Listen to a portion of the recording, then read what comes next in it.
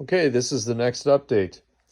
Um, so I was doing a lot of thinking about station placement. Now I had to put it over here, and this is my only option because of this turnout, other than building a different platform. But from what I can tell, Union Pacific was a right-running railroad, so I'm running mine on the right-hand side too. There's some confusion from me about the district that I'm using, which is Ogden to Green River. If on there the Union Pacific ran left-handed on that, I have to kind of check. My point being, this is something that is in consideration for my railroad to be realistic.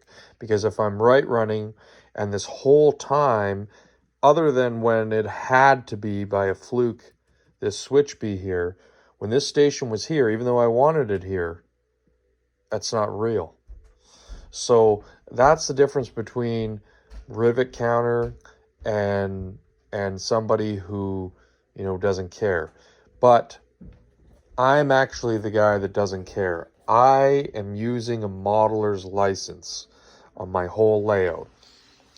This is my buddy's farm, and it's most important that I have things that are close enough to N scale and passable as N scale, because they are things that would be on his farm.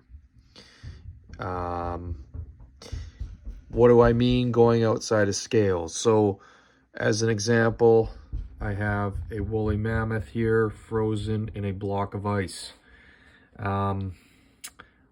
I don't know if that's too small. I have no idea. But that's the size it needed to be to plausibly fit in an N-scale boxcar. Maybe there's bigger ones, maybe there's smaller ones. Over here we have a Stegosaurus. Over here we have an elephant weight. These are extinct.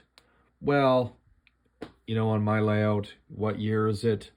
They're not extinct, So that's what I'm talking about. I think really the people that completely rivet count, they don't have any fun.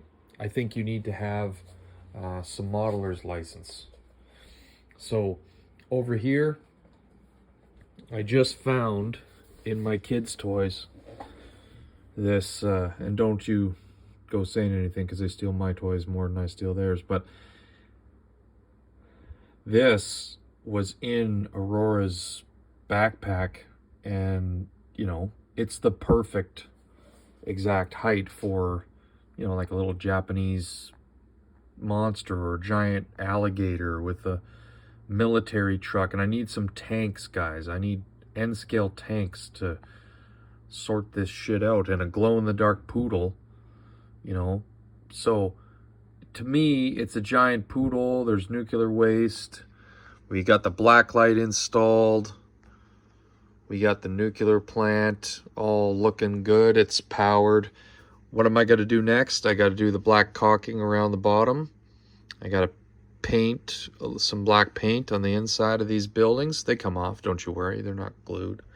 And when you look in there, you can see nothing except for the lights.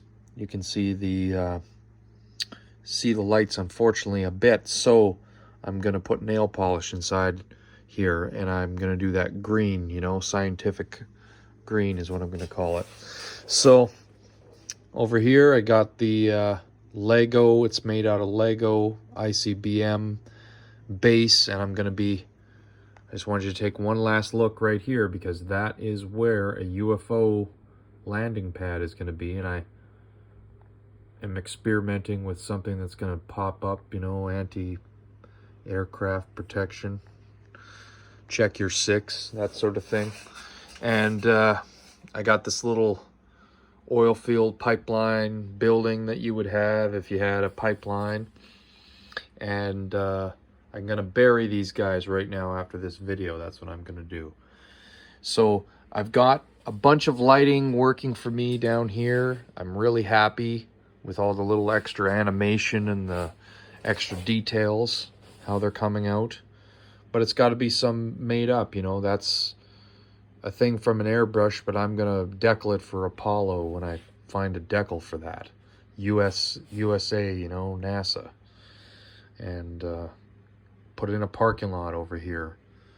And I got my Lego pieces. I need a countdown that's going to be attached to the side of the mountain on here so that, you know, they're launching missiles from it.